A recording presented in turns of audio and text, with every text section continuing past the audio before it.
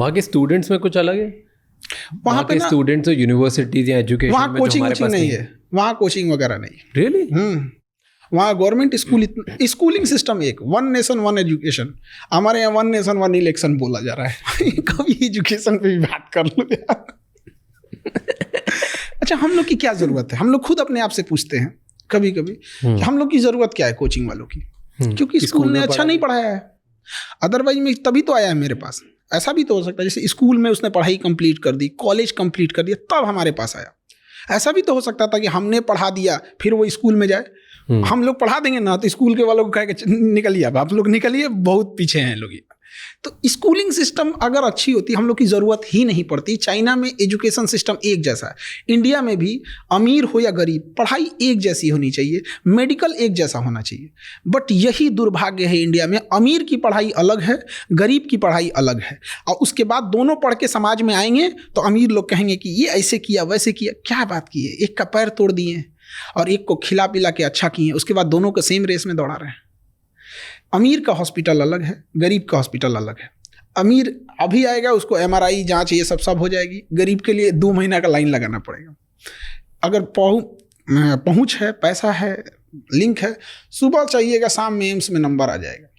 कुछ पैरवी नहीं है तो अगर आपको किसी पेशेंट को फर्स्ट स्टेज में कैंसर पकड़ा गया, अगर कोई पहुंच पैरवी नहीं है ना, तो उसका नंबर आते आते वो 4th स्टेज में चला जाएगा। तो डॉक्टर कहेगा आप सेवा कीजिए। तो हमने कहाँ भारत को कितने पार्टीशन में बांट रखा है, गरीबी के आधार पर, जातियों के आधार पर, स्टेट के आधार पर।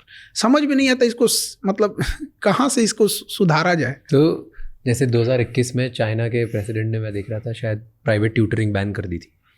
इंडिया में भी अगर ऐसा हो जाए तो फिर वहाँ पे एक मजबूरी है कि ये सिस्टम वहाँ पे थोड़ा सा अलग है, क्योंकि हम लोग डेमोक्रेसी में हैं, वो लोग डेमोक्रेसी नहीं है, वो साम्यवादी है, कम्युनिस्ट हैं। वहाँ पे कम्युनिस्ट में क्या होता है ना कि सब चीज़ें, वहाँ देश का कंसेप्ट नहीं होता है, वहाँ पार्टी का कंसेप्ट होता है। तो अगर वहाँ हम right to freedom of speech दे देंगे ना, तो उनका वो वाला सिस्टम खराब हो जाएगा। इस वजह से वो इस सब चीज़ों को रोकता है। और इंडिया में नैरेटिव सेट किया जाता है कि ऐसा चाइना में है, बोलने की आज़ादी नहीं है, ये नहीं है, वो नहीं है। जो चाइना एक बार घूम के आए, वहाँ पता करके आए, उनका अपना सोशल मीडिया है। लेकिन इस पर कंट्रोल भी ज़रूरी है। ऐसा नहीं कह रहे हैं कि एकदम ख़त्म कर देना या एकदम इंडिया में मतलब छूट दे देना।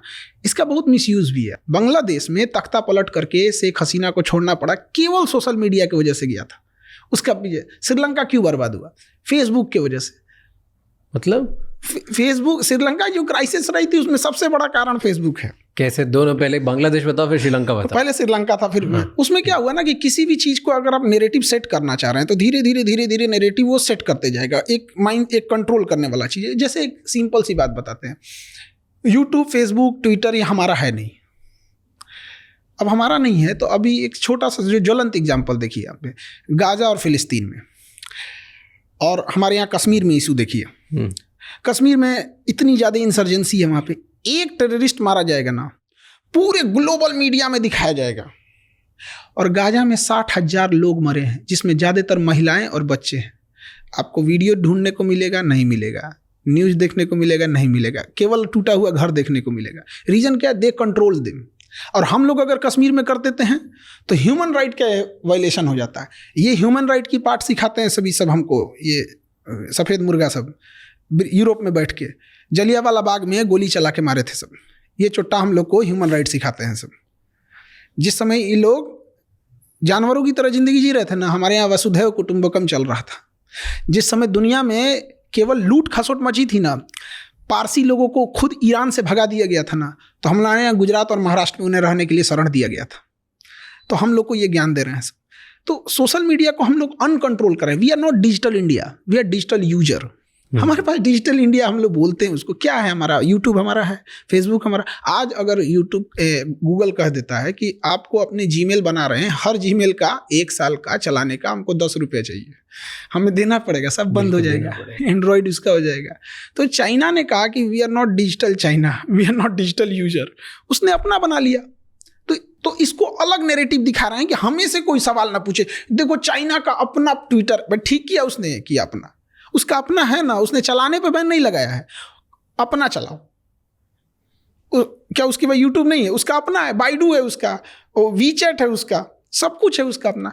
हम लोग का एक चीज डिजिटल में बहुत अच्छा हुआ, पेमेंट सिस्टम यूपीआई, वो बहुत बेहतरीन है, पूरी दुनिया में वैसा नहीं है, बाकी जगहों पे हम लोग का उतना अच्छा नहीं है। थैंक यू सो मच ये क्लिप एंड तक देखने के लिए। अगर आपको और भी ऐसी क्लिप्स देखनी है तो राज शमानी क्लिप्स चैनल को सब्सक्राइब कर लीजिए।